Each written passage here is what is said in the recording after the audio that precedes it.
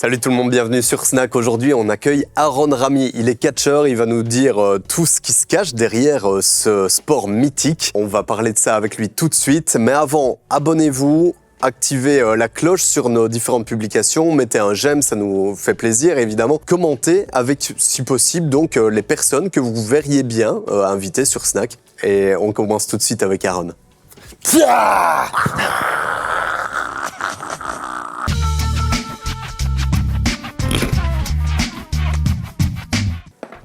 Salut Aaron. Comment ça va? Mais trop bien, n'hésite pas à te servir. Ouais. Maintenant, je suppose que la diète est d'application pour un catcheur. Ah ouais, tout à fait, tout est calculé, toutes les calories sont comptées. Donc, mais bon, je vais quand même me faire plaisir un petit peu aujourd'hui avec ça. À l'aise.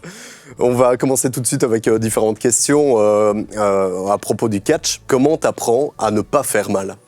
Alors tu fais mal, c'est pas que tu apprends à ne pas faire mal, c'est que tu doses. Là en l'occurrence, j'ai évité de t'envoyer aux urgences parce que voilà, on a quand même l'interview à faire ensemble, tu vois. Mais tu peux te faire très très mal à ton adversaire. Le but du catch n'est absolument pas de lui faire mal, c'est de le protéger bien évidemment et de proposer le meilleur match possible. Donc là en l'occurrence, il y a des manières de faire certaines choses qui vont faire en sorte que ça peut faire mal sans nécessairement blesser et qui va permettre à la personne avec qui tu travailles de catcher le lendemain, le surlendemain, de rentrer chez lui, voir sa famille sans problème. Il y a des accidents qui arrivent bien évidemment, mais le but d'un catcheur n'est absolument pas de blesser son adversaire. Aaron, la scène catch, ici en Belgique, tu fais partie de cette scène depuis combien de temps? Écoute, c'est ma 11e année. 11e année en Belgique. Tu vas aussi dans d'autres pays alors? Oui, tout à fait. En fait, j'ai la chance de faire partie de ces générations, j'ai envie de dire, un peu dorées du catch belge, un peu à l'instar du foot qu'on a eu avec Eden Hazard et compagnie. Et donc, en fait, cette génération s'exporte énormément. Donc, j'ai eu la chance de catcher dans plus de 10 pays, à travers toute l'Europe, même au-delà. Je me suis retrouvé au Pakistan une fois. Allez, ouais. Ok. Avec des catcheurs de là-bas, alors Eh ben non, je pense qu'il y avait qu'un seul catcheur de là-bas. Le reste, c'était une coalition mondiale presque, tu vois. Il y avait des Américains, il y avait des Français, il y avait des Anglais, il y avait des Irlandais, il y avait de tout. Et on s'est retrouvés là-bas pour faire une tournée au Pakistan. Trop bien. Donc, ouais, top. Ouais. Donc le catch, c'est vraiment quelque chose, encore aujourd'hui, parce que je me souviens de longues après-midi passées quand j'étais adolescent à regarder la WWE, et ici, ça continue, quoi. Ouais, en Europe aussi. Ouais, tout à fait, partout. Il y a vraiment un boom dans le catch belge, même dans le catch européen, je dirais. Mais oui, en fait, le catch ne s'est jamais arrêté. Il y a toujours eu du catch. C'est juste que le catch qu'on a connu il y a quelques années, c'était à un niveau, disons, très amateur. Et là, en l'occurrence, ça se professionnalise de plus en plus. Et là, il y a de véritables structures européennes qui font des shows énormes et même des structures belges qui font des shows énormes avec des écoles, des académies qui se mettent en place. Donc, il y a toute une scène qui est en train d'être construite et qui peut-être, dans plusieurs années quand même, pourrait plus ou moins rivaliser avec les Américains. Mais c'est incroyable quand même. Toujours une espèce de latence ici en Europe, mais finalement le catch a pris un essor de dingue aussi, alors qu'on le voyait donc, comme je te dis, il y a 20 ans de ça, je voyais donc sur MTV, MCM, je sais plus sur quelle chaîne c'était. AB3 aussi. AB3 le soir. AB3 le soir, oui. C'était un show. Ouais. C'était un show à chaque fois, c'était incroyable, les commentateurs font beaucoup, mais évidemment sur scène c'est la folie quoi. Sur le ring, attention, pas sur scène, sur le ring. Exactement, sur le ring. Et ce ring, finalement, t'y es monté pour la première fois quand? Il y a 11 ans, il y a littéralement 11 ans. En fait, si tu veux savoir, moi c'était mon rêve de gosse. Quand j'étais gamin, je regardais la télé, comme toi j'imagine, et je voyais ces Américains, tu vois, sur la 3e corde, etc., avec un public de folie derrière, et j'avais décidé de devenir catcheur. C'est une décision, il y a eu un clic dans ma tête, je me suis dit je vais être catcheur un jour. Et on me disait que c'était pas possible. Tu sais, en Belgique, malheureusement, souvent on te dit que c'est pas possible en Belgique, tu vois. Mais là, en l'occurrence, c'est comme si je disais que je voulais être astronaute, tu vois. Donc on me disait non, c'est pas possible. Donc j'ai d'abord terminé mes études. Une fois que j'ai terminé mes études, j'ai rejoint une école de catch, tout simplement parce que j'avais pas de boulot à ce moment-là. Tu vois, j'étais parti à l'étranger, j'étais revenu, j'avais pas de boulot, et j'ai rejoint une école de catch. Et pour la petite histoire, la première fois, mais vraiment la première fois que je suis monté sur un ring de catch, c'était juste avant mon tout premier match. C'est-à-dire qu'en fait, tous les entraînements, je les avais faits sur des tatamis. Il n'y avait pas de cordes. Je ne savais pas courir dans les cordes. Je ne savais pas monter sur la 3e corde, ni rien du tout. Donc, mon tout premier match, les images, elles sont sur YouTube, tu vois. Si tu regardes, je ne sais pas courir dans les cordes. En fait, je cours, je freine, je touche la corde et puis je reviens. Parce que c'était la première fois que je faisais ça, tu vois. Je n'avais pas du tout l'habitude.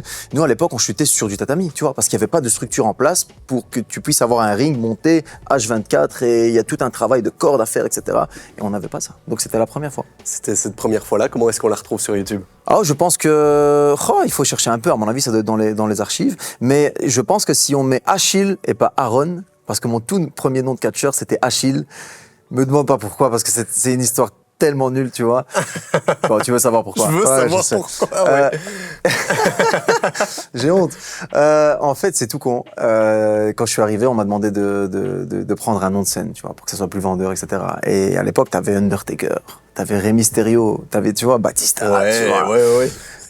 Et moi, je me suis dit, quel est le personnage le plus stylé que je connaisse, enfin, ou que j'ai vu. Et en fait, j'ai regardé le film 3 avec Brad Pitt. Et il s'appelait Achille. Mec, ça rend bien quand même. Non, pas du tout, c'est nul. Il est blond aux yeux bleus, je suis brun aux yeux bruns. Ça n'a rien à voir l'un avec l'autre. Donc j'ai dit Achille et ça me poursuit encore malheureusement. Ah ouais, c'est vrai? Ouais, parce que ceux qui m'ont connu au tout début, ça n'a pas duré longtemps, ça a duré peut-être 2 ans. Et ceux qui m'ont connu à cette époque-là m'appellent encore Achille dans les vestiaires. Et moi, ça m'énerve, tu vois. J'ai envie de le dire, non, arrête, tu vois. C'est plus à la mode les blases de catcheurs comme ça. C'est plus trop à la mode, c'est vrai. C'est souvent des noms, prénoms, ou alors voire même les vrais noms et prénoms des différents catcheurs, tu vois. Donc non, c'est plus trop utilisé. Bah, tu sais, après, le catch évolue, hein, tu vois. À l'époque, t'avais des catcheurs qui s'appelaient Machine, tu vois, ou alors qui s'appelaient Tracteur, tu vois. Donc là, maintenant, ouais, tu vois. Donc là, maintenant, c'est dans l'air du temps, tu vois. C'est nom, prénom, etc. On va revenir à ce premier match que t'as vécu. Ouais. Comment ça s'est passé? En fait, je savais pas comment j'allais réagir. Sincèrement, je savais pas du tout comment j'allais réagir. Je me rappelle, c'était une toute petite salle, donc c'était pas un stade ou caisse, c'était une toute petite salle de gym. Il y avait le ring qui était monté, il y avait quand même facilement 150 personnes pour un petit show bruxellois il y a plus de 10 ans, c'est pas mal. Hein. Et ils avaient mis un petit stage, etc. C'était sympa, avec quelques lumières. Honnêtement, ils avaient fait un effort, c'était très très bien. Et moi, je me rappelle, j'étais derrière le rideau. D'ailleurs, pour l'anecdote, j'avais pas de tenue de catch. Tu vois, j'avais pas de tenue de catch à l'époque. Donc, ce que j'ai fait, j'ai été dans une grande marque de vêtements de sport, tu vois. Je sais pas si on peut dire le nom, mais peu importe. Si, on peut le dire. On peut, Decathlon, voilà. J'étais chez Decathlon. J'ai pris un maillot de piscine, tu vois. Et tu vois, sur le maillot de piscine, t'as le petit logo, là, tu vois. Et je l'ai gratté. Et si tu veux, mon tout premier match de catch, j'avais un maillot de piscine, littéralement, avec juste des bêtes genouillères et des coudières de volleyball. Excellent. Et par contre, j'avais des chaussures de catch, des chaussures de catch à l'ancienne. Et j'étais là devant le rideau, je me rappelle, je me dis, mais je sais pas comment ça va se passer, je sais pas comment les gens vont réagir. Ok. Et surtout que, en fait, personne n'était au courant. Parce que moi, j'avais le fait qu'on me disait, quand j'étais gamin, c'est pas possible, oublie, je l'avais un peu en travers de la gorge. D'accord. Donc je m'entraînais en cachette. Personne n'était au courant, tu vois. Et la date, je me rappelle, parce que c'était seulement 2 mois après mon premier entraînement. Donc j'ai eu la chance d'aller très très vite. Ok. Quand je savais que j'allais être sur le show, j'ai donné rendez-vous à tous mes proches, mes amis, ceux qui me disaient que c'était pas possible. Tu vois. Je leur ai dit, ouais, les amis, venez une telle date, une telle heure. Voilà, celle-là. Personne ne savait. Je dis, j'ai une surprise pour vous, tu vois.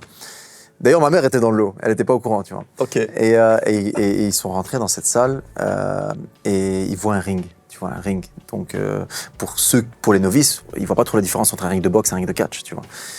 Et beaucoup pensaient que c'était moi l'organisateur de l'événement. Tu vois, ils pensaient que c'est moi, j'étais fan de catch, je voulais organiser un show de catch, etc. Ou un show de boxe, peu importe. Jusqu'au moment où je suis sorti en slip. Tu vois, je suis sorti en slip et là, il y a eu une pop de dingue, tu vois. Ouais. Parce que personne s'attendait à ça, tu vois, personne s'attendait à ça. Ils étaient super chauds, ils étaient contents pour toi, évidemment. Ils étaient contents, ouais. C'était ton rêve aussi. Ouais, c'était mon rêve. Tout le monde savait que c'était mon rêve et tout le monde avait oublié que c'était mon rêve. Jusqu'au moment où je leur ai bien appelé, regardez, je vous avais dit que c'était possible. On commence par quoi? La boxe? Pour le catch, tu veux dire? Ouais. Non, pas du tout. On peut faire de la boxe si on veut, tu vois. On peut faire du taekwondo, on peut faire ce qu'on veut, mais il y a absolument aucun rapport entre la boxe et le catch. Absolument aucun, parce que premièrement, la boxe, c'est un sport de compétition. Donc le but d'un boxeur, c'est de gagner le combat. C'est tout à fait normal. Comme au foot, le but, c'est de gagner le match. Le catch, c'est un sport spectacle. Donc le but d'un catcheur n'est pas de gagner le match, c'est de proposer le meilleur match possible. Donc il y a absolument rien qui est en rapport entre le catch et la boxe, sauf peut-être le conditionnement. Ils doivent avoir une excellente condition physique, nous aussi. Si tu dois faire un comparatif, je dirais plutôt soit le judo, soit alors la lutte gréco-romaine, libre olympique, etc. Parce que il y a l'aspect chute qui est présent. C'est-à-dire qu'un catcheur, c'est une personne qui doit savoir chuter. Et à partir du moment où tu sais chuter, tu sais absorber le choc. Donc, on a tendance à croire que le ring, c'est un trampoline. Loin de là, c'est du bois. C'est vraiment du bois. C'est juste que c'est comme un ring de boxe, sauf qu'au milieu, tu as un amortisseur qui permet d'absorber un petit peu le choc. Ok. Mais au-dessus de l'amortisseur, c'est du bois. Et Ouais. après, tu as une toute petite couche de protection qui fait que voilà, tu t'ouvres pas à chaque fois, quoi, tu vois. Et les cordes sont hyper tendues, c'est pour ça que tu peux courir dans les cordes et la corde te renvoie de l'autre côté. Alors que dans un ring de boxe, les cordes, tu peux pas vraiment rebondir sur la corde, quoi, tu vois. Mais il y a absolument, je sais que beaucoup de gens font ce comparatif à tort entre la boxe et le catch, mais il y a absolument aucun rapport entre la boxe et le catch. C'est pour ça que je te pose la question, parce que justement, donc sport-spectacle. Ouais. Apprendre à tomber, c'est intéressant. On a déjà quelques indices comme ça. Apprendre à tomber. Comment est-ce qu'on apprend bien à tomber? Alors on se fait mal déjà, premièrement, la première chute tu la sens passer. Non, même pas la première chute, les 50, 60 premières chutes tu les sens passer. Il y a une manière de tomber qui fait que tu peux protéger ton corps. Alors au début ça fait mal. Ça fait toujours mal maintenant, c'est pas que ça fait pas mal, c'est juste que le corps s'habitue. Exemple très très simple, une simple chute arrière, une bête chute arrière de base. Ce qui se passe, c'est que tu dois lever ton bassin, chuter sur le haut du dos et rentrer ta nuque. C'est-à-dire que l'impact se fait sur le haut du dos, tu vois. Et également, tu l'auras sans doute remarqué même dans le judo, on frappe très fort lorsqu'on chute. Pourquoi? C'est pas juste pour le show, c'est pour casser l'onde de choc. Donc ça permet d'absorber et de limiter le retour du ring, etc. Et ça, c'est une chute basique, par exemple. Ça te permet de te protéger ton bassin et ta nuque, etc. Alors au début, ça fait mal parce que tu as le souffle coupé. Tu vois, t'as pas l'habitude. Mais au bout de plusieurs mois d'entraînement, ton corps commence à s'habituer et tu peux chuter. Donc moi, par exemple, je dis pas que ça fait pas mal, hein, mais je peux chuter, par exemple, là. Ça me fera beaucoup moins mal que si tu le fais toi, par exemple. Tu vois, parce que T'encaisses bien, quoi. ton corps est habitué, il est drillé, tu vois, et tu peux chuter, même une chute faciale, tu peux décoller et chuter de face. Ça va me faire mal, c'est pas que ça va pas, parce que je suis humain, tu vois. Mais je saurais absorber le choc mieux que toi, par exemple, qui ne l'a jamais fait. Mais si tu te donnes les moyens de le faire, tu arriveras également, tu vois. Tout c'est à la portée de tout le monde, tu vois. En combien de temps tu t'es bien entraîné et t'as senti que ça portait ses fruits? Alors, comme j'ai dit, moi, mon premier match, je l'ai eu après 2 mois. Alors, j'étais pas du tout prêt, certes, mais j'étais balancé dans le bain, comme ça, on m'a dit, apprends à nager, tu vois. C'est comme ça. Moi, je pense qu'il m'a fallu quand même 1 an et demi pour être rodé, tu vois. Ok. Parce que c'est à partir de ce moment-là, et encore 1 an et demi, je pense que j'y suis pas encore, parce qu'après 1 an et demi, j'ai tenté ma chance en Angleterre, et je me suis rendu compte qu'il y avait un monde d'écart entre ce que je faisais en Belgique et ce qui se passait en Angleterre. D'accord. Ouais, vraiment. Parce que malheureusement, à ce moment-là, il n'y avait pas de show toutes les semaines. Là, on est en tournée, toutes les semaines, on est sur le ring. Mais à l'époque, c'était un show, et quand je dis un show, c'est des petits shows de kermesse, etc., dans les foires et tout, comme on faisait avant, tu vois. Et il y en avait un tous les 3 mois, peut-être, tu vois. Donc, Et malheureusement, le meilleur moyen d'apprendre, c'est en étant sur le ring, en travaillant, en prenant l'habitude de travailler le public et avec des personnes différentes. Et en Belgique, à ce moment-là, tu n'avais pas ça, tu vois. Donc, tu étais obligé de t'expatrier, tu vois. Et moi, personnellement, c'est ce que j'ai fait. Et à partir de ce moment-là, je suis passé de 1 show tous les 3 mois à 10 shows d'affilée, donc 1 show par jour, tu vois. C'est incroyable C'est autre l'essor du catch ici, quand même. C'est dingue. Ouais, vraiment. Parce que c'est l'essor du catch ici, plus le fait que tu te sois entraîné, etc. Parce qu'avant, il n'y avait pas autant de shows en Belgique de catch, quoi. Hein. Il n'y a jamais eu de tournée nationale de catch. C'est ça. Ça n'a jamais existé. Et là, c'est le cas. Là, c'est la 2e année. C'est incroyable. Et donc, tu fais une tournée avec différents catcheurs, alors, de la région? Non, en fait, il y a un noyau central qui est celui de la World Catch League, donc le noyau des catcheurs de la Ligue. Alors, ils viennent pas tous de la région, ils viennent à travers tout le pays, voire même de l'international. Et de temps en temps, il y a certains guests qui viennent de l'étranger pour renforcer un peu l'équipe, etc. Donc ouais, en fait, c'est toutes les semaines sur le ring, toutes les semaines sur le ring, toutes les semaines sur le ring. Et ça, c'est génial. Je pense que c'est le rêve de tout catcheur, c'est d'être sur le ring. Et moi, pour moi, c'est encore plus parce que c'est être sur le ring dans mon pays. C'est ça qui est important, tu vois. Donc, c'est-à-dire que le soir, je rentre chez moi, je dors dans mon lit. Et si je regarde la presse, je vois que la presse que je regardais quand j'étais gamin, les articles que je lisais quand j'étais gamin, parlent de ce qu'on a fait la veille. Et ça n'a pas de prix. Ça a beaucoup plus de valeur pour moi que de catcher au fin fond du Pakistan, par exemple. Oui, évidemment. T'as gagné une ceinture d'ailleurs, on peut la voir là, juste derrière. Très belle ceinture. Très belle ceinture. C'était la semaine passée alors? La semaine passée à Pepinster, ouais, tout à fait. Raconte-nous. Pepinster, qu'on appelle Pepamania. Donc c'est le plus gros show de Wallonie. C'est la 2e année qu'on le fait. Plus de 500 personnes, ambiance incroyable. Ce qui m'étonne pas parce que c'est la province de Liège, c'est un peu le chaudron, je pense, de la Belgique. Tu vois, il y a une ambiance de dingue. Et c'était génial. J'ai fait face à nous, parce que match par équipe, c'est 2 contre 2. Hein. Donc face à nous, c'était les champions champions de l'époque. Du coup, maintenant, j'ai arraché le titre, tu vois. C'était des Hollandais. Donc, Ima, le géant batave et pas bâtard, attention. On va éviter. On va éviter. Et Jason O'Connor. Et moi, j'étais en équipe avec un petit jeune qui monte très très bien. C'est d'ailleurs l'avenir du catch belge, qui vient de Herve, de la région, c'est pas si loin que ça. Julian Ventura, c'était sa première année en tant que professionnel.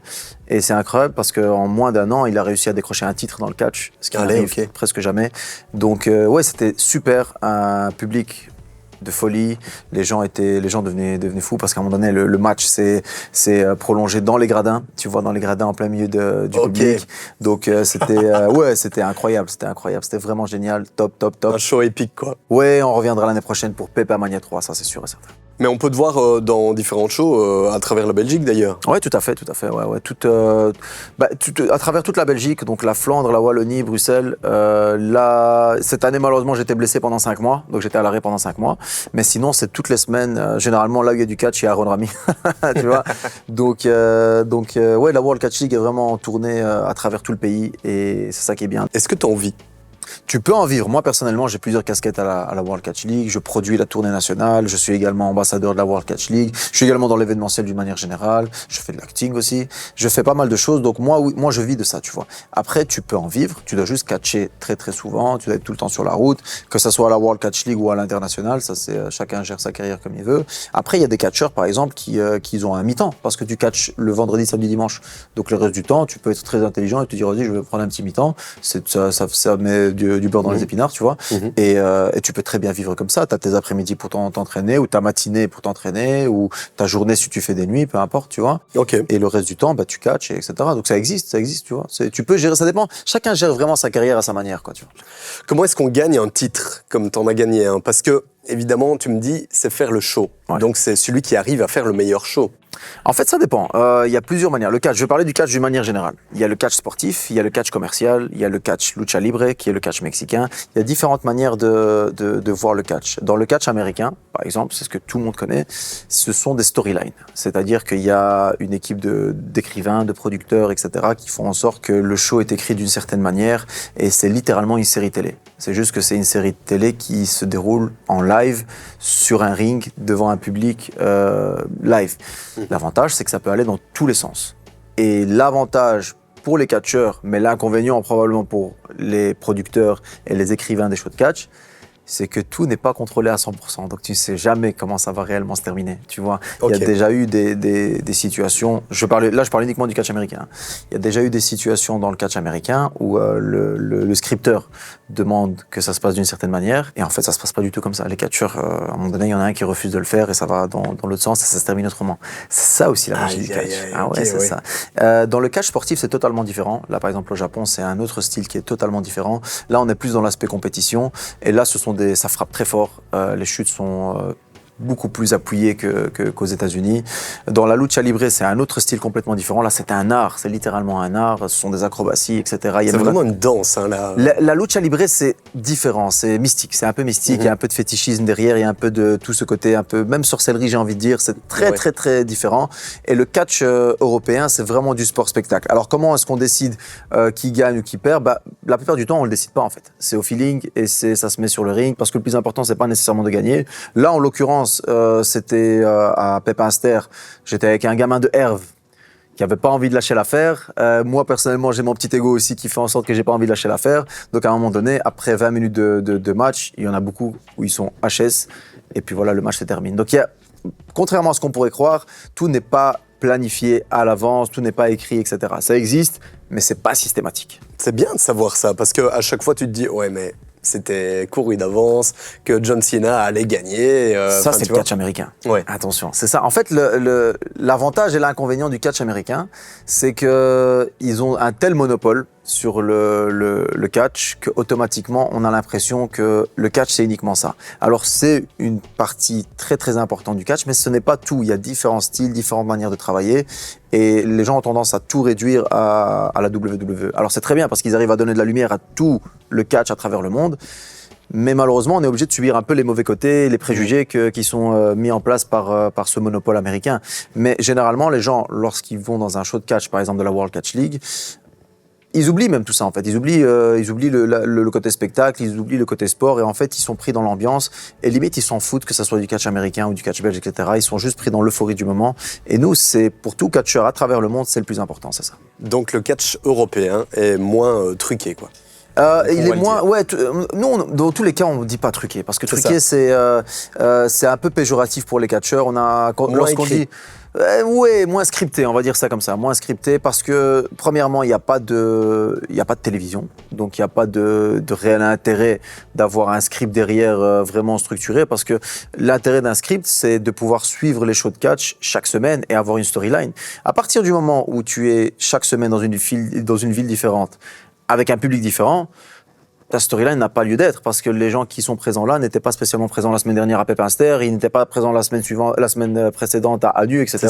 Donc ça n'a pas trop de sens d'avoir un script, tu vois. Tout se fait par rapport au public présent et tout se fait au feeling. La plupart des matchs, je dirais 75% de ce qui se passe dans un show non WWE, c'est à l'oreille, c'est-à-dire que c'est improvisé par rapport à ce qu'on reçoit du public. La WWE, en effet, c'était à la télévision, t'avais des histoires, des embrouilles entre catcheurs, où à chaque fois, vous n'avez pas ça. Si. Alors, vous avez quand même des embrouilles entre catcheurs. Mais ils sont pas. Nous, on rentre pas dans le style qu'on a, c'est qu'on rentre pas dans le côté un peu cliché des Américains. Parce que les Américains, parfois. En fait, ce qu'il faut savoir, c'est que la WWE, c'est un produit américain pour un public américain. C'est juste que ça a été exporté à l'international. C'est-à-dire que les codes qu'ont le public américain ne sont pas nécessairement les mêmes que nous avons ici en Europe. Les méchants ne sont pas nécessairement les mêmes méchants. La manière de gérer un conflit n'est pas nécessairement la même. Donc chez nous, c'est beaucoup moins cliché que ce qu'on pourrait voir à la WWE. Même moi, parfois, quand je regarde ça, je me dis, ah les gars, est-ce que c'était vraiment utile de faire ça ou alors de le faire de cette manière, ou que ça soit si évident, ou que ça soit, etc. Tu vois.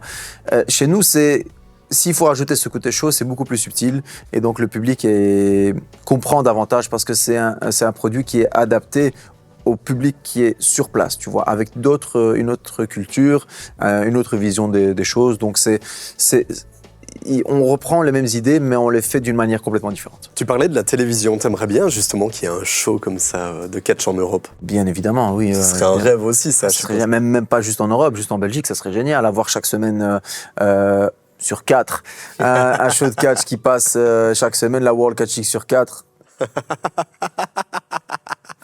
Ça serait génial, je pense que ça serait génial. Hein. Je pense que si tu faisais un sondage pour voir si les gens sont contents et ils voudraient voir ça... écrivez-le justement en commentaire de cette vidéo si vous seriez content d'avoir du catch chaque semaine ou chaque mois, admettons. Non, chaque semaine. Mais tu le verrais plus sur les réseaux sociaux, évidemment. Le public cible de tout ça, c'est quoi? C'est plus les jeunes ou c'est plus les vieux? C'est tout le monde, c'est ça qui est incroyable. C'est-à-dire que dans le public, on a des gens qui ont connu André le Géant, Hulk Hogan, Undertaker. Ouais, André le Géant. André le Géant, tu vois, donc c'est encore une génération plus ancienne, tu vois. Ensuite, tu as ceux qui ont connu John Cena, Randy Orton, Steve Austin. C'est plus nous, ça. C'est plus nous, ouais, c'est plus nous. Après, tu as ceux qui connaissent Cody Rhodes, Roman Reigns, ce sont les actuels maintenant.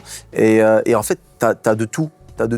Donc, honnêtement, que ce soit sur les réseaux ou que ce soit même à la télé en tant que telle. Après, j'ai envie de dire, la télé en tant que telle passe progressivement sur les réseaux et sur les plateformes, etc. Donc, c'est dans cette lignée-là. Donc, je pense que ça ne changerait pas grand-chose. Et c'est vrai que je pense que c'est l'objectif final du catch belge, c'est éventuellement de se retrouver avec une diffusion hebdomadaire. Surtout qu'il y a du catch toutes les semaines. Donc, c'est un petit peu dommage que le public belge n'en profite pas, quoi. Tu parles du catch belge, mais vous vous rassemblez au niveau européen. Alors, tu parlais des Hollandais qui étaient venus faire un combat, etc. Ouais. Il y a beaucoup d'échanges dans ce milieu-là. Oui, tout à fait. En fait, la manière de travailler actuellement en Europe, c'est qu'il n'y a pas de contrat d'exclusivité. C'est-à-dire que, par exemple, aux États-Unis, les catcheurs qui sont à la WWE, d'une manière générale, ils font quelques exceptions, mais depuis 1 an ou 2. Mais depuis l'histoire de la WWE, lorsque tu es à la WWE, tu catches à la WWE et tu ne catches nulle part ailleurs. Moi, personnellement, je trouve que c'est une bonne chose. Maintenant, voilà, chacun a son avis sur la question. En Europe, il n'y a pas ce système d'exclusivité, c'est-à-dire qu'un catcheur peut être vendredi en Finlande, samedi en Grèce et dimanche en Belgique. C'est totalement possible.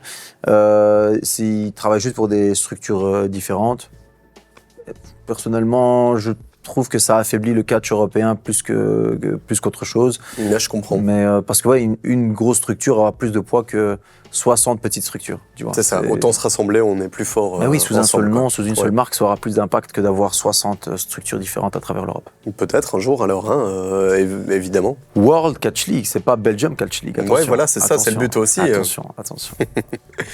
Est-ce que tu saurais nous dire comment faire un bon show? Comment capter le public efficacement? Ouais. Tu as des prises spéciales, tu as du teasing, ça monte en intensité au cours du combat. Comment est-ce qu'on fait? Alors, il y a différents styles de catch. Il y a différents styles de catcheurs et la manière que moi j'utilise, alors la manière avec laquelle je travaille est complètement différente d'un autre catcheur, par exemple, qui ferait 150 kilos, etc. Parce que j'ai pas les mêmes capacités que lui et il n'a pas les mêmes capacités que moi. Moi, mon intérêt dans un match, c'est pas nécessairement de faire les prises que j'ai envie de faire. Donc moi, je ne catch pas pour moi, je catch pour le public. C'est-à-dire que moi, mon objectif, c'est d'avoir la meilleure réaction du public. C'est-à-dire que je pourrais très bien monter sur la troisième corde et sauter 15 fois sur l'autre dans le ring, mais ça n'aura pas le même impact que si je le fais une fois au bon moment, avec le bon timing, avec la bonne réaction qui suit derrière. Donc ma manière de travailler, c'est écouter le public, voir à quel moment je devrais faire certaines choses et le faire à ce moment-là, tu vois. Donc en fait, c'est il faut être attentif à ce que tu reçois de la part du public et pas juste vouloir imposer ton idée dans le match, tu vois. Et ça, c'est une erreur que malheureusement beaucoup de catcheurs font, parce que les catcheurs partent du principe que ils connaissent le catch, ils comprennent les codes, eux, en tant que catcheurs, ils comprennent. Mais ce que tu dois réaliser, c'est que peut-être que tout le monde dans le public n'a pas ces codes-là. Donc il faut, moi, mon objectif, c'est que tout le monde dans le public, même le petit vieux qui est au fond de la salle, qui n'a jamais vu de catch de sa vie, puisse comprendre ce que je fais sur le ring, tu vois. C'est pour moi un show réussi, c'est un show durant lequel tout le monde a compris exactement tout ce qui s'est passé du début jusqu'à la fin et ils ont été impliqués du début jusqu'à la fin. Ok, c'est ça. Et pour ce faire, tu as des techniques spéciales alors ou il y a des techniques très connues quand même dans le catch et tu en as d'autres qui sont les spéciales des catcheurs, tu en as aussi? Ouais, tout à fait. Ah ouais, bien sûr, ouais, j'en ai plusieurs. Moi, il y en a un que je fais que j'adore qui est super simple et qui marche à tous les coups, ce sont les 10 coups de poing. Donc il est dans le coin, je monte, je mets 9 coups de poing et le public compte avec. Et au moment où on arrive du 10e, je travaille toute la foule, je mets le 10e et puis il s'écroule. Ça marche à tous les coups, c'est génial, tu vois. J'ai un autre truc qui s'appelle, c'est une prise que, voilà, si je le dis à mon avis, personne ne s'en rendra compte, mais c'est l'international. C'est une séquence très très rapide où je passe en dessous, puis je saute et il passe entre mes jambes. J'ai le ciseau tête que je place également. J'ai le saut de l'ange, le crossbody, le fameux saut de l'ange de la troisième corde sur ton adversaire. C'est le genre de choses que moi personnellement je fais. Alors il y en a d'autres qui placeront des chokeslams, si ça te parle, c'est quand tu attrapes ton adversaire par la gorge, tu le soulèves pour l'écraser. T'as d'autres qui feront des powerbombs, tu vois, des choses comme ça. Moi, c'est pas mon style. Moi, mon style est plus dynamique, plus explosif, donc plus dans ce côté-là et surtout avec l'interaction avec le public. Ok. Saut de l'ange. Saut de l'ange. Par-dessus cette troisième corde, tu te propulses comme ça en avant et tu retombes sur l'autre catcheur. Tout à fait. Ça doit faire mal à crever, ça. Parce que t'as beau apprendre à chuter, ça doit faire mal. Ça fait mal. Souvent le match se termine comme ça. C'est vrai. Bah ouais, c'est un peu la conclusion du truc, quoi. C'est mon finish. Ouais. Si je le sors, c'est rare qu'après que le match continue. Ouais. Ça peut arriver, je dis pas que ça n'arrive pas. Mais ce qui est important aussi de savoir, c'est que on a tendance à croire que, encore une fois, que tout est scripté, tout est organisé, etc. Moi, ça m'arrive très très souvent que je pars pour le saut de l'ange. Et d'ailleurs, je catch souvent avec un catcheur de la région de Verviers, tu vois, qui s'appelle Dark Mondo. Lorsque je catch avec lui, et lui c'est un gaillard, il fait 135 kilos, tu vois, il soulève des camions presque, tu vois, il est énorme. Et j'adore catcher avec lui parce qu'il est très très fort, tu vois. Et moi je suis très agile, très explosif, donc ça fait deux styles complètement différents. Et parfois moi je pars pour mon saut de l'ange, je me dis ok c'est bon, c'est fini, je saute et puis je vois qu'il me capte. Je me dis ah merde, ça continue encore, tu vois. Et puis il me soulève et je me retrouve, tu vois, la tête en bas, les jambes en l'air, je me dis ah merde, il y a la souplesse qui arrive, tu vois. Donc je peux essayer de contrer, glisser derrière pour l'emmener aux cordes. Ou alors je peux prendre la chute et ça pique un petit peu et continuer le match. Et je me dis probablement qu'il n'a pas envie d'arrêter, qu'il a envie de continuer et puis je continue avec. Mais parfois, moi-même, je me retrouve dans une de ces prises qui fait super mal, qui s'appelle un pop-up powerbomb, tu vois. Donc en fait, je me projette dans les cordes, il me projette dans les cordes, il me soulève en l'air et puis il m'écrase. Parfois je dégage, mais parfois quand je le prends, j'ai le souffle coupé, je dis bon c'est bon, allez Dark, t'as gagné, laisse-moi tranquille. C'est incroyable quand même, parce que on se dit, bah non, ils ont quand même pas mal à ce point, etc. Mais il y en a quand même beaucoup qui finissent à l'hôpital ou avec une côte cassée, ça arrive. Ça arrive. Malheureusement, on a eu un blessé à Pepinster qui a eu une ouverture sous l'œil. C'est un accident, ça arrive. C'était pas du tout le but de ça, mais ça arrivait, c'est comme ça. Il a été malheureusement à l'hôpital pour se faire recoudre, 5 points de suture. Oui, ça arrive. Moi, j'ai eu les ligaments croisés à droite, j'ai eu le tourneau rotulien à gauche, j'ai eu une fissure au talon. J'ai eu l'année dernière, tu veux une anecdote? Vas-y. L'année dernière, la tournée nationale 2023. On catchait à Bruxelles le premier week-end de septembre, je me rappelle très bien. Et on m'a fait une prise, c'est un brise d'eau, tu vois, un brise d'eau très spectaculaire. Sauf que celui qui me le faisait a perdu un peu l'équilibre, tu vois. Ok, un brise d'eau. En fait, si tu veux, il me projette dans les cordes, il me soulève, donc il me fait tourner en l'air. Et puis, mon dos atterrit sur sa jambe, tu vois. Donc, alors ça fait mal, mais ça te blesse pas. Tu le sens passer, mais ça va. Le match peut continuer. Sauf que moi, je me suis pris la pointe de son genou en plein dans ma colonne vertébrale, tu vois. Donc vraiment, je l'ai senti direct. Et le pire, comme un con, j'ai continué à catcher au lieu d'arrêter. J'ai catché même le lendemain avec le dos en compote, tu vois. Et 3 jours plus tard, ça passait pas. Donc j'étais aux urgences parce que ça passait pas. Tu vois, ça arrive d'avoir mal au dos un petit peu, mais ça passait pas. Et on m'a dit que, j'ai pas les termes exacts, mais tu vois, sur ta colonne vertébrale, t'as les petits os de la colonne, tu vois. C'est pas vraiment les vertèbres, c'est des petits os comme des cartilages comme ça qui se retrouvent là. Ouais. Et j'en avais qui étaient fissurés, tu vois. Ouais. Et tu peux rien faire. Tu peux littéralement rien faire. Tu dois juste patienter, tu vois, et attendre que ça passe tout seul, que ça cicatrise, etc. Sauf que moi, j'ai une tournée qui m'attend, tu vois. Donc, alors bien évidemment, quand c'est le cas, moi, je préviens tous les catcheurs. Je leur dis, les gars, moi, je suis blessé là, faites attention. Bien sûr, ils vont me protéger. Ils vont pas chercher à me blesser. Mais pendant 1 mois, je n'ai pas chuté sur mon dos, tu vois. J'ai fait que des chutes faciales, etc. Et personne n'a jamais rien remarqué. Mais mec, c'est incroyable aussi qu'il y ait un respect comme ça dans cette communauté-là. Et en plus, que tu aies continué à bosser. Parce que là, on constate qu'un sportif aurait pas du tout continué. Ouais. Tandis que là, c'est plus pour le show et donc il faut que tu sois encore présent au World Catch League. C'est absolument primordial, quoi. Tout à fait. Pour continuer un peu le storytelling et la tournée ensemble, quoi. Ouais, tout à fait. C'est super important. Après, je pense qu'un sportif, j'invente, qui a une petite douleur au genou, une douleur à la cheville ou qui est blessé, s'il a la certitude qu'on n'essaiera pas de le tacler sur cette jambe, je pense qu'il jouera. Il prendra pas le risque, tu vois. Ouais, t'as raison. Donc moi, j'ai confiance en ces gars-là, tu vois. Et je leur dis, les gars, je suis blessé au dos, s'il vous plaît, ne me faites pas chuter sur le dos. Ok, c'est des bons catcheurs, ils me feront chuter sur le visage s'il faut, sur les C'est vrai que si t'as la certitude de pas te refaire mal encore plus là où t'es... Tu peux prendre le risque, tu vois. Après, j'avais la boule au ventre à chaque fois, je me dis, merde, si je chute sur mon dos, ça va être la merde. D'ailleurs, c'est intéressant ça. Tu te vois plus comme un acteur ou comme un sportif? Comme un athlète. Comme un athlète sûr et certain, parce que le côté acting est beaucoup moins présent que ce qu'on pourrait croire. En fait, le côté acting, il est dans... Mais c'est même pas vraiment le côté acting. En fait, c'est le fait de pouvoir créer de l'émotion avec des gens, tu vois, de créer une connexion avec les gens. Et ça, ce sont les émotions. Moi, je ressens vraiment les émotions quand je suis sur le ring et que je crie, que je demande au public de me soutenir, etc. Mais je le ressens vraiment. C'est juste que j'augmente le curseur, tu vois. Ça, en fait, je ne joue pas un rôle quand je suis sur le ring. Je suis moi-même. C'est juste que je m'adapte à la situation qu'on est dans un sport spectacle, que c'est un show et que le but c'est de créer de l'émotion et de la connexion. Donc c'est juste mon curseur show que je pousse au maximum ou alors qui frôle le maximum. Mais dans tous les cas, je me considère personnellement comme un athlète parce que je m'entraîne 2 fois par jour, tous les jours. Ce que je fais sur le ring, je pense qu'il n'y a pas beaucoup de personnes sur Terre même qui sont capables de le faire. C'est une infime minorité de ceux qui sont capables de faire ce que font les catcheurs. Donc pour moi, oui, je me sens complètement athlète.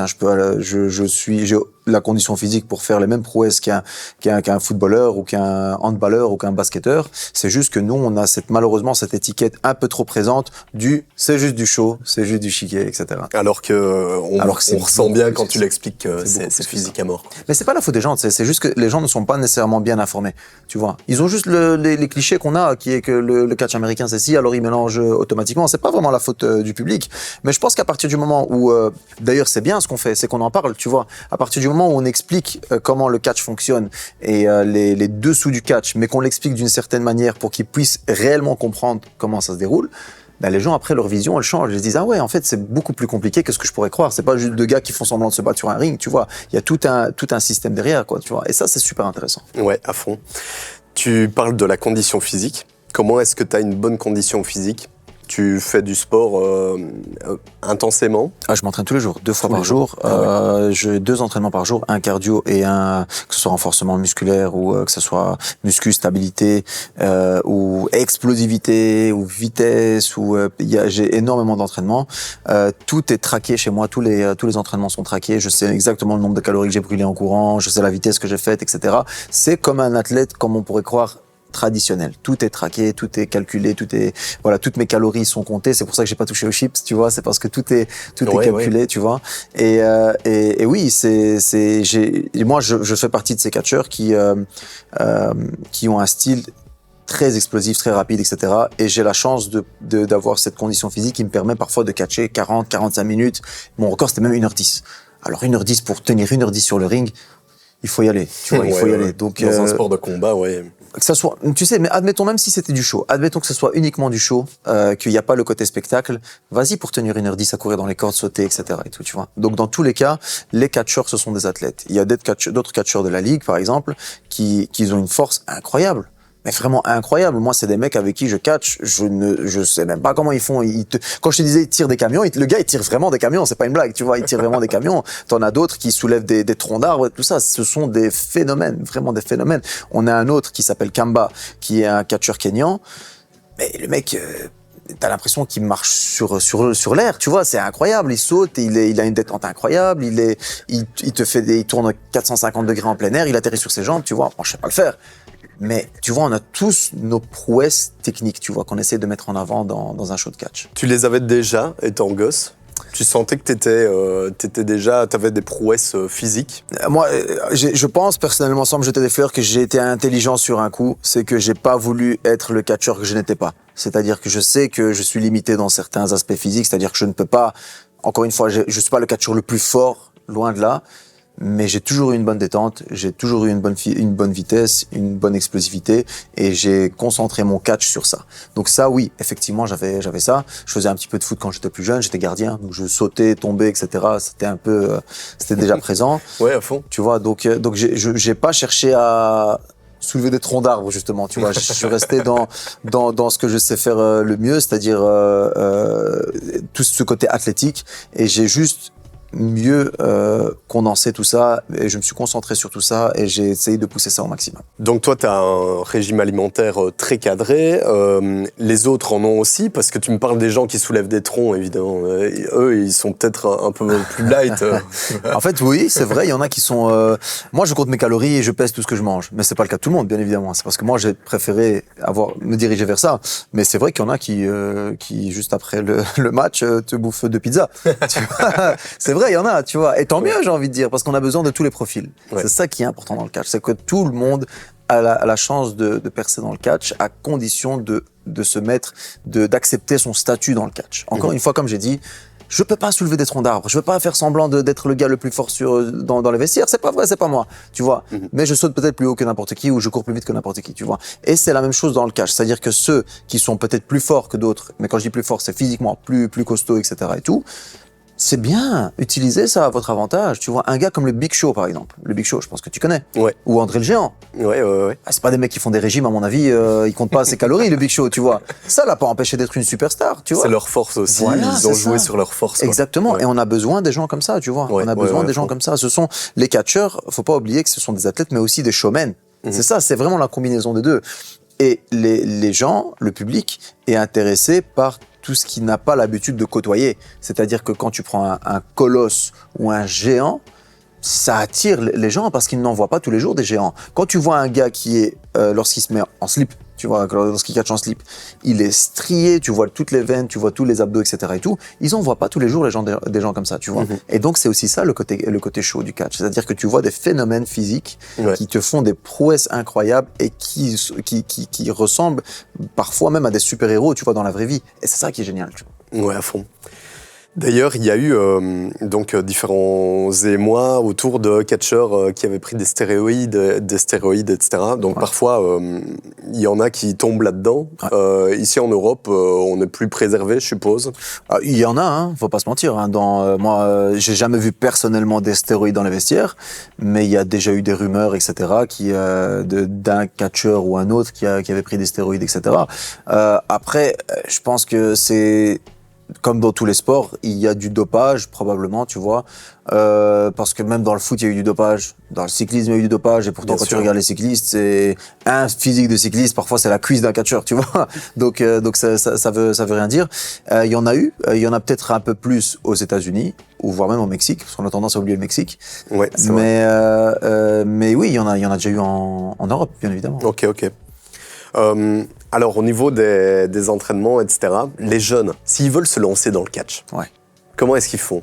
Il y a des cours de catch? Il y a des écoles de catch, il y a des clubs de catch. Alors la première chose à faire, c'est se renseigner sur l'école et le club, voir qui est sorti de cette école ou de ce club, parce que c'est un gage de sûreté, tu vois, de qualité. À partir du moment où tu as un club de catch où littéralement toutes les personnes qui sont passées par ce club de catch n'ont eu que des carrières de 3 matchs par an qui ont duré 3-4 ans et puis qui ont arrêté, peut-être qu'il faudrait éviter d'aller dans ce club-là. Par contre, de l'autre côté, si tu as un club ou une école de catch où tu te rends compte que, peut-être pas tous les catcheurs, mais 50, 60, 70% de ceux qui sont passés par là sont aujourd'hui des professionnels qui catchent un petit peu partout, tu devrais te dire que peut-être que c'est un bon endroit pour y aller. C'est de la logique, tu vois, c'est une question de logique, tu vois. Et à partir de là, ce qui est très très important, c'est que lorsque tu rejoins une école de catch, c'est de voir le comportement de l'éducateur ou de l'entraîneur avec toi. C'est-à-dire que si directement, il te dit, OK, qu'est-ce que tu vas apprendre aujourd'hui? Tu vas apprendre le RKO? Allez, viens, je vais t'apprendre le RKO. Non, c'est des conneries, ça. Là, un entraîneur, quand tu arrives, tu n'as jamais fait de catch de ta vie, tu vas courir, tu vas sauter, tu vas chuter, tu vas d'abord apprendre à chuter, tu vas d'abord faire de la lutte, tu vas faire du grappling, tu vas habituer ton corps à encaisser tout ça. Après, quand tu auras appris à chuter, à te placer, à courir, etc., tu vas pas faire le RKO. Tu vas apprendre les prises de base, un collier de force. Tu vas apprendre un bras à la volée. Tu vas apprendre peut-être à courir dans les cordes. Tu vas peut-être apprendre des trucs de base. Et après, progressivement, tu arriveras dans peut-être quelques mois à apprendre le RKO, tu vois. Donc ça, c'est le genre de choses. Tu vois le RKO, ce que c'est, hein. C'est la prise de Randy Orton. C'est la prise que tout le monde adore. Tu peux l'expliquer d'ailleurs. Oui, le RKO, c'est une prise qui a fait le buzz sur Internet parce que ça a été repris dans beaucoup de memes, tu vois. En fait, si tu veux, tu sautes en plein air, tu attrapes la tête du gars et tu te laisses tomber en arrière, tu vois. Et donc, en fait, le gars s'écrase de face. Et ce qui était bien avec cette prise, c'est qu'elle peut être sortie de nulle part sur n'importe qui. Donc, c'est devenu vraiment un meme, tu vois, sur Internet. C'est hyper connu, le RKO, tu vois. Et tout le monde a envie de faire le RKO. Je le fais, le RKO, d'ailleurs. Tout le monde a envie de faire le RKO, tu vois. Mais tu peux pas... Si à ton premier entraînement, on t'apprend à faire le RKO, mais... C'est un mauvais entraînement. Mais c'est même pas un entraînement, c'est une plaine de jeu, tu vois. Ouais. C'est comme si tu montais avec ton frère sur le matelas de tes parents et que tu essayes de faire le RKO, ça n'a pas de sens, tu vois. Et c'est malheureusement aussi ça le problème, parfois en Europe, pas qu'en Europe, un peu partout, dans les structures un peu trop amateurs, c'est que elles ne sont pas prises en charge par des professionnels, des entraîneurs professionnels qui ont des entraînements structurés qui font en sorte que tu apprennes à devenir catcheur, pas à que tu joues à être catcheur, tu vois. C'est pour ça que je pense que des catcheurs professionnels qui savent exactement ce qu'ils font sur le ring, parce qu'être sur le ring, c'est pas juste des prises, c'est ton placement, c'est ton timing, c'est ton tempo, il y en a peut-être 10, tu vois. Le reste, il y en a qui sont pas mal, qui sont doués, qui apprennent, etc., et qui ont toute la bonne volonté pour devenir des professionnels plus tard.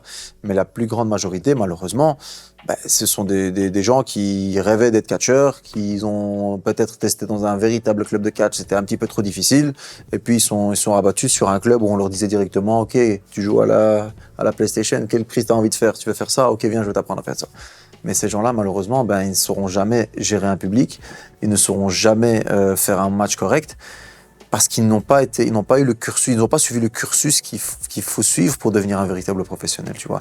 Et c'est malheureusement ça qui gangrène un petit peu le catch, d'une manière générale, pas la WWE, parce que la WWE c'est un monde à part, mais même le catch en Belgique, c'est que parfois, quand tu as des petits clubs comme ça qui font des petits shows avec ce type de show-là, et que tu as une personne qui n'a jamais vu de catch en Belgique de toute sa vie, qui y va pour la première fois et qui voit un show de très mauvaise qualité, ils vont juste se dire ouais, les Américains c'est les professionnels et les Européens ils veulent plus y retourner, ouais. Et vous passez pour des amateurs aussi, alors que c'est pas le cas. Alors que c'est pas le cas malheureusement. Ouais. Les gosses ont une mauvaise image du catch. Non, une image un peu tronquée, tu vois, où ils essayent de reproduire, etc. C'est peut-être. Les gosses n'ont pas une mauvaise image du catch. Les gosses ont une image erronée du catch. Ouais, c'est ça.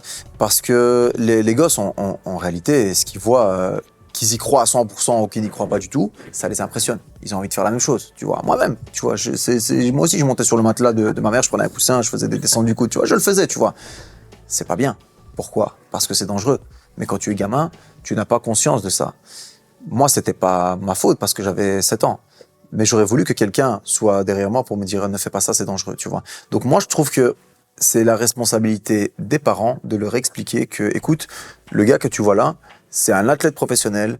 Limite, c'est un cascadeur si ça peut te faire plaisir, tu vois. Mais il a été à une école pour apprendre ce qu'il fait. Ce qu'il fait, c'est extrêmement dangereux. Si tu as envie de faire la même chose, pas de souci, termine tes études et essaye de faire la même chose que lui. Mais c'est aussi aux parents de surveiller un peu leurs enfants et leur dire, écoute, tu devrais pas faire ça. Il y a des parents qui le voient, oh, non, il s'amuse sur le lit. Ouais, mais le jour où il a son crâne qui touche le bord du lit, tu dois l'emmener aux urgences. Après, c'est facile de dire que c'est à cause des catcheurs, mais moi, c'est pas moi qui étais chez ton fils lui dire saute du bord du lit, quoi, tu vois. Donc, s'ils ont vraiment envie d'être catcheurs, il faut les emmener dans des bonnes structures et on en a parlé. Bien sûr, et ils peuvent commencer très très jeunes. Ils ne feront pas des chutes, ils feront des roulades, ils feront de la lutte, ce qu'on appelle la lutte à la chaussette, tu vois, c'est-à-dire où c'est un entraînement de lutte qui est spécifique aux enfants, qui tourne autour sur. C'est un jeu entre guillemets de lutte qui est le but, c'est de retirer la chaussette de l'autre, etc. Et tout, c'est des trucs qu'on fait, etc. Comme ça. Ils vont apprendre progressivement à chuter lorsque leur corps sera prêt, tu vois. Mais avant ça, il faut surveiller ces gosses. Qu'est-ce que tu aurais à dire en plus aux gens pour leur faire comprendre, en effet, que le catch européen, c'est déjà pas le catch américain, c'est tout à fait autre chose, c'est moins scénarisé, etc. On en a parlé tout à l'heure. Mais en plus, comment est-ce que tu leur dirais, venez voir, en fait? Mais tout simplement parce que si vous aimez le catch, vous êtes tout simplement curieux par rapport au catch, vous devez attendre pratiquement 5 ans pour voir du catch en vrai, si ce sont les Américains, parce qu'ils viennent une fois tous les 5 ans à Forêt Nationale. Si vous êtes à Liège, alors il faudra se taper jusqu'à Bruxelles et vous tapez tous les bouchons du ring de Bruxelles pour aller voir la WWE une fois. Si vous êtes à Arlon, c'est encore plus, parce que c'est 2h30, 3h pour aller voir ça une fois tous les 5 ans, alors qu'en fait, près de chez vous, il y a du catch. Et près de chez vous, toutes les semaines, il y a du catch. Il y a du très bon catch avec des très bons catcheurs. Alors certes, il n'y a peut-être pas les 50 écrans géants qu'ont les Américains.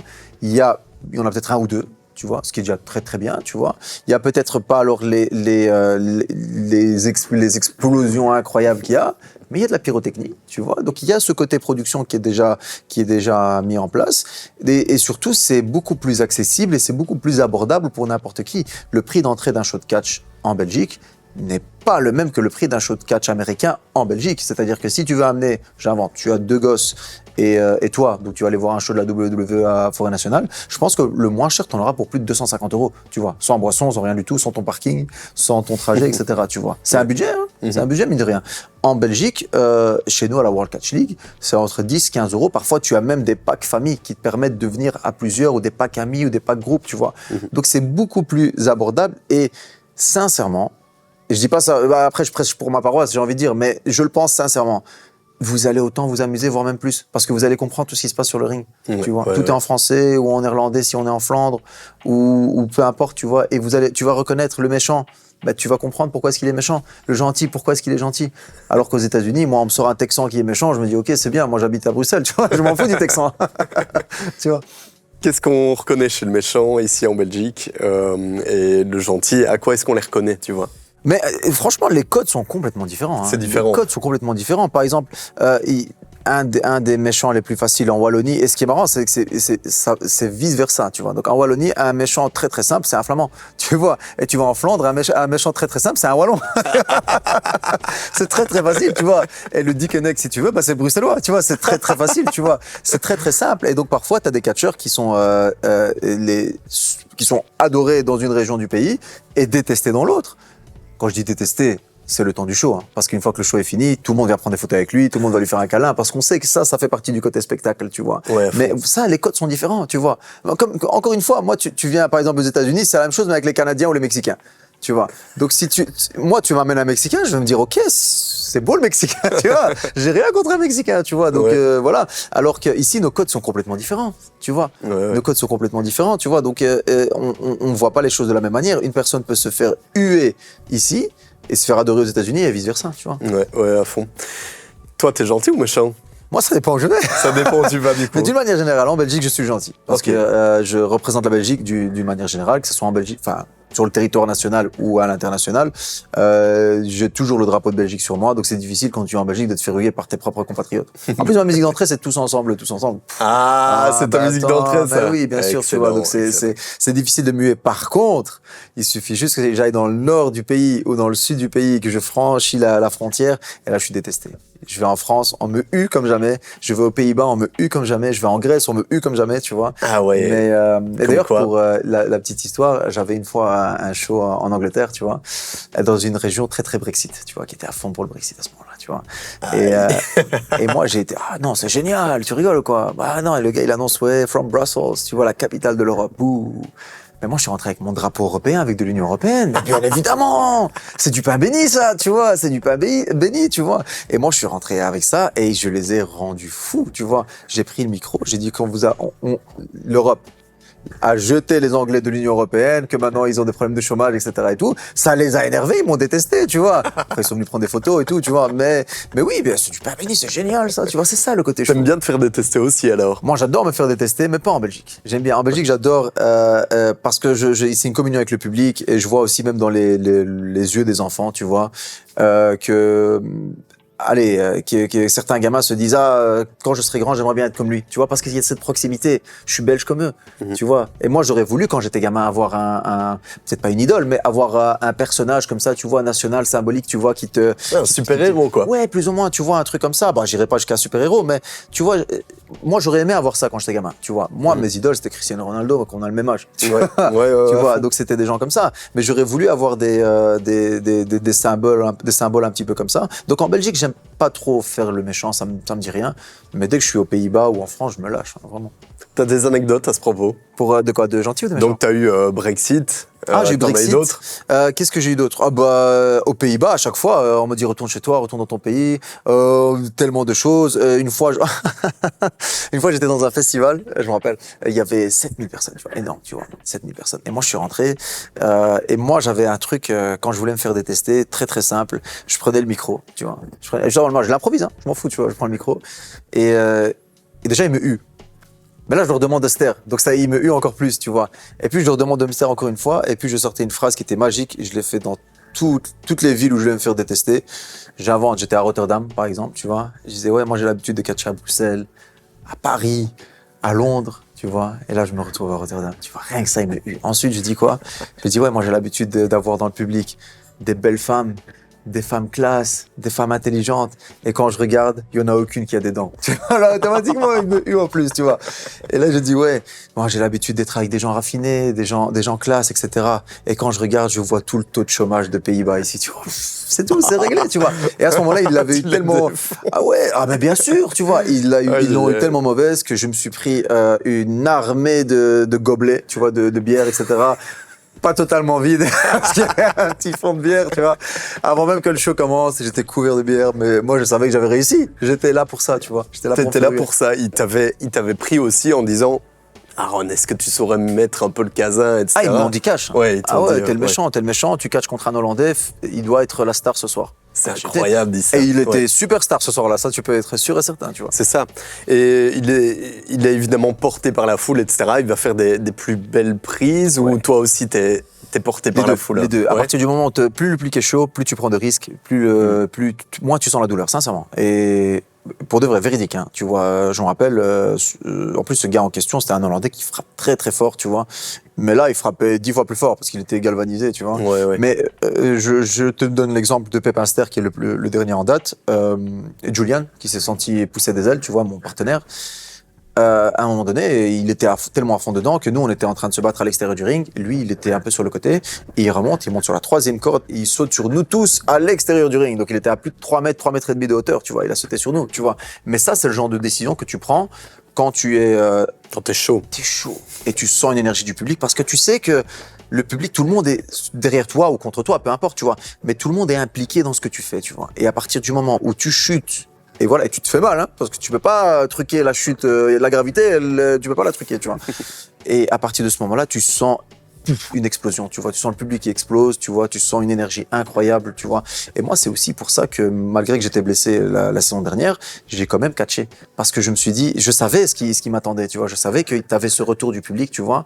Et c'est un peu une drogue, mine de rien. C'est un peu une drogue parce que c'est l'adrénaline, c'est un rush de dingue, tu vois. Ouais. Et quand tu sors bon, moi, j'adore catcher à travers toute la Belgique. Moi, je suis bruxellois de base, tu vois. Donc, forcément, j'ai une préférence pour Bruxelles. C'est normal, tu vois. Et je me rappelle qu'au Stade d'Ixelles, c'est notre plus grand show, le plus grand show de Belgique, le plus grand show de l'année. Moi, j'ai des frissons. Ça fait 11 ans que je catch.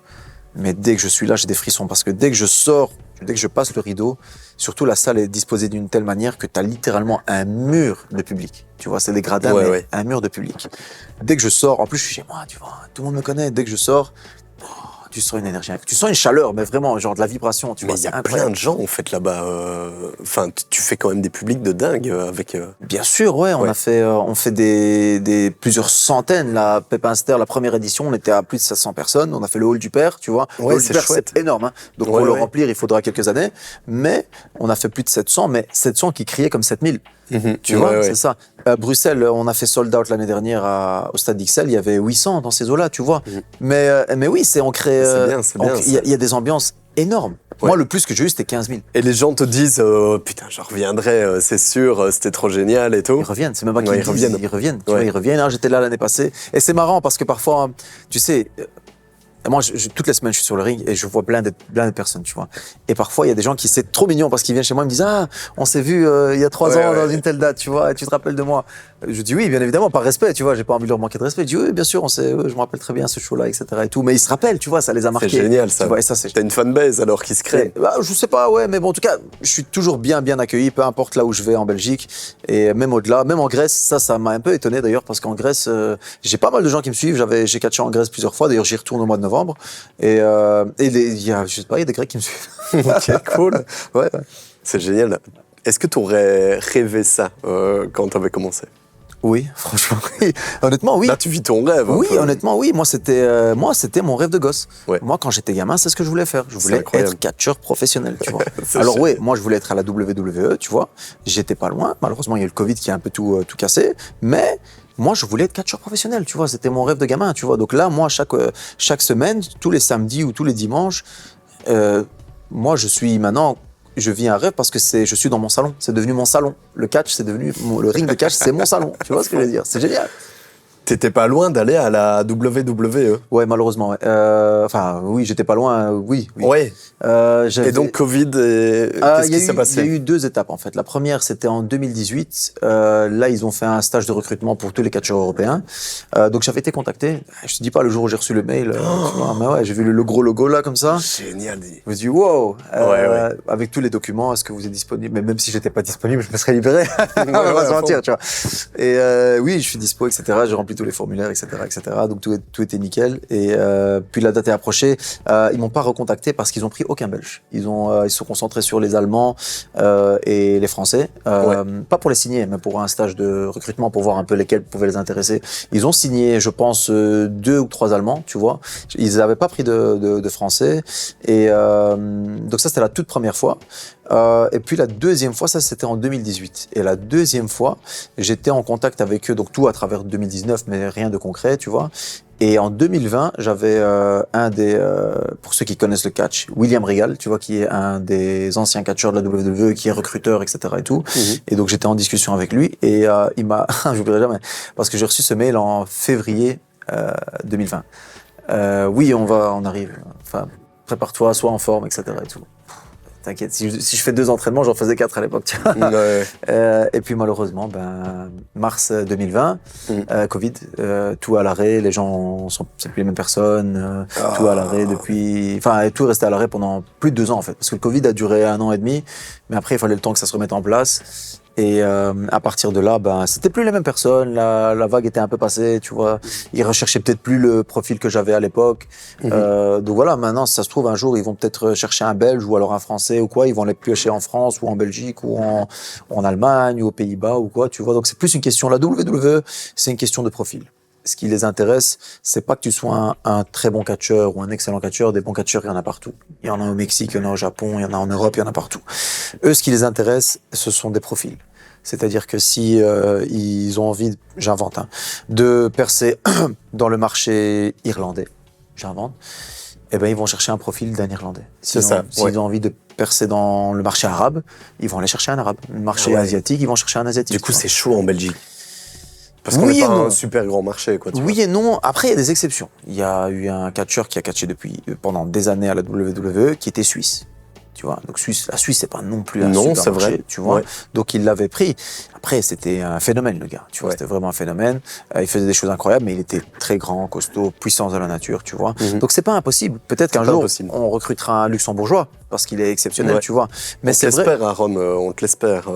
Non, en fait, honnêtement, moi, je suis tellement bien maintenant où je suis que c'est même plus important. Cool. Avant, c'était super important pour moi parce que c'était un objectif. Maintenant, avec le recul, je me dis, si je préfère construire quelque chose dans mon pays, où j'ai ma famille, mes proches autour de moi, et j'ai vraiment une plus-value par rapport à ça, mais vraiment chez moi, j'ai de la reconnaissance chez moi, plutôt que, c'est bien, tu vas gagner beaucoup d'argent aux États-Unis, mais moi, ça m'intéresse pas d'être connu en Australie, je m'en fous, j'habite en Belgique, tu vois. Donc pour moi, je suis très fier de ce que je fais ici en Belgique, je suis très très heureux de ce que je fais en Belgique. Si un jour, l'occasion se présente, et qu'on me met un petit chèque de 2 millions, je dirais pas non, tu vois.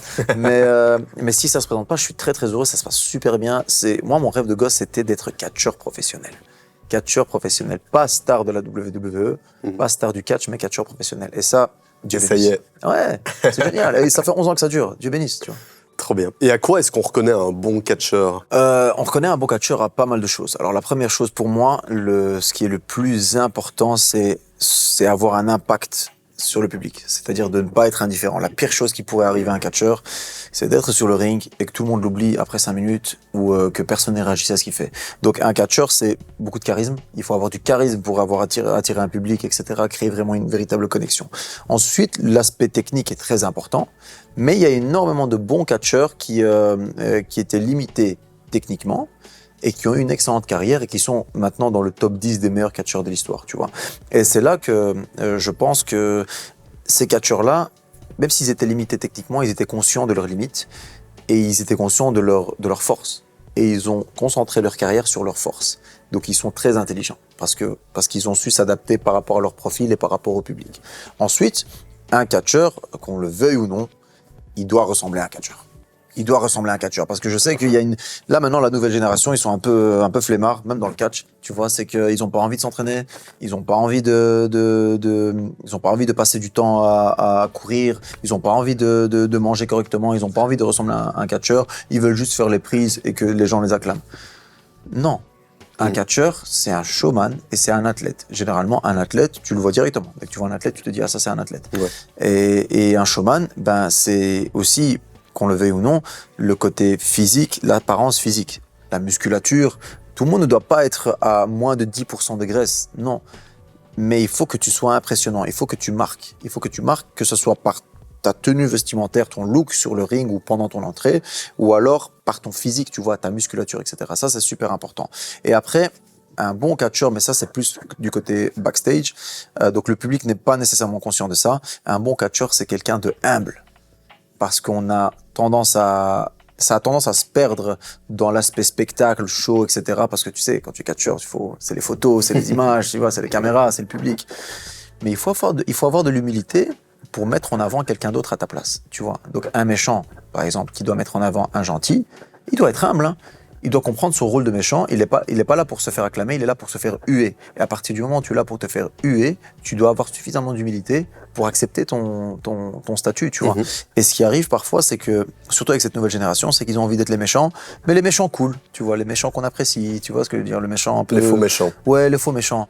Non, c'est nul. Si tu es un méchant et que tu te fais acclamer, c'est que t'as pas compris ton rôle. C'est que t'es pas un bon méchant. Tu vois. Ça. Un méchant est là pour faire en sorte que le gentil se fasse acclamer et vice versa aussi. Pour être un bon gentil, il faut aussi avoir certains codes, certaines réactions qui créent de l'émotion, tu vois. Donc en fait, le méchant crée de la frustration et le gentil apporte une réponse à cette frustration. Mais les deux doivent être bons. C'est un tandem, tu vois. World Catch League, qui sera encore dans notre province, tu nous en parlais là. Et je pense que la vidéo va être donc diffusée le 1er novembre. Le lendemain, vous avez un spectacle. Ouais, tout à fait. Le 2, on sera à Herstal, à la Préhalle.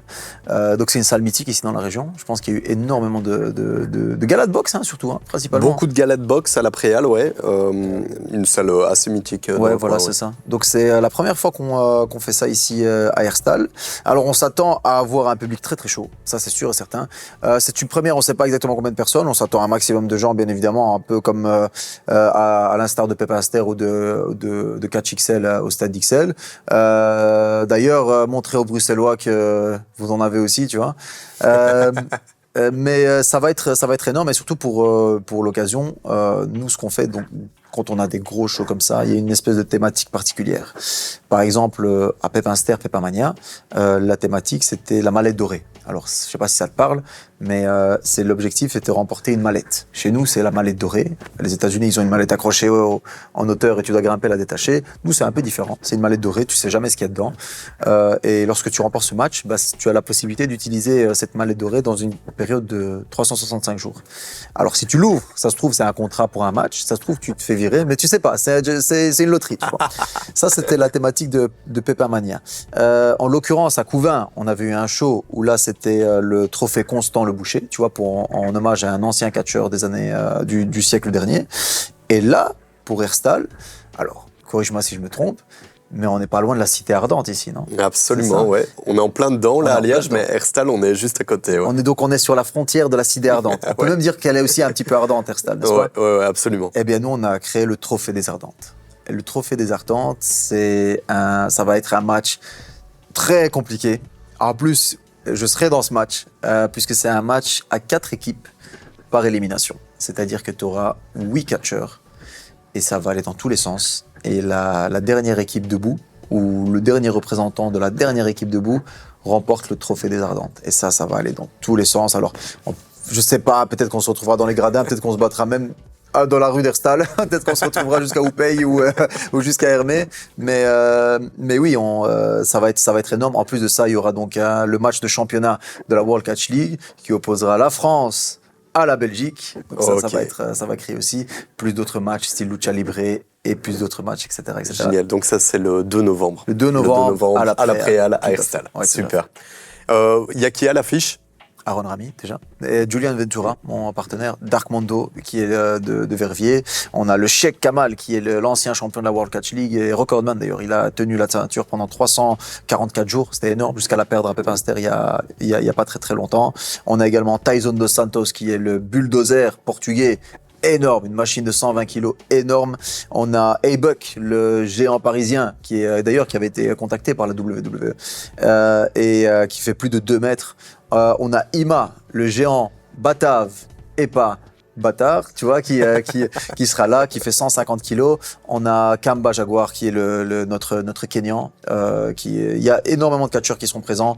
Et on a nos jumeaux grecs. On a des jumeaux qui viennent directement de Grèce pour l'occasion. Ils étaient présents à Pépinster, ils reviennent pour l'occasion. Et ouais, ça s'annonce très très bien. Il y aura du grand art sur le ring. Et on s'attend vraiment à un show de folie bien infernal. Eh ben trop bien, c'est le 2 novembre alors à la Préhalle à Herstal. Et si vous voulez suivre les aventures de Aaron Rami et ses compatriotes, c'est sur la World Catch League. Je suppose que vous êtes sur les réseaux sociaux. On est surtout worldcatchleague.com, Facebook, Instagram, TikTok, YouTube. On a même d'ailleurs d'ailleurs la saison on peut la suivre en fait, parce que tous les mercredis il y a un épisode qui sort sur YouTube avec trop bien. Moments. Ok, n'hésitez pas à suivre alors, et n'hésitez pas à nous suivre aussi. Merci d'avoir été avec nous un vendredi supplémentaire.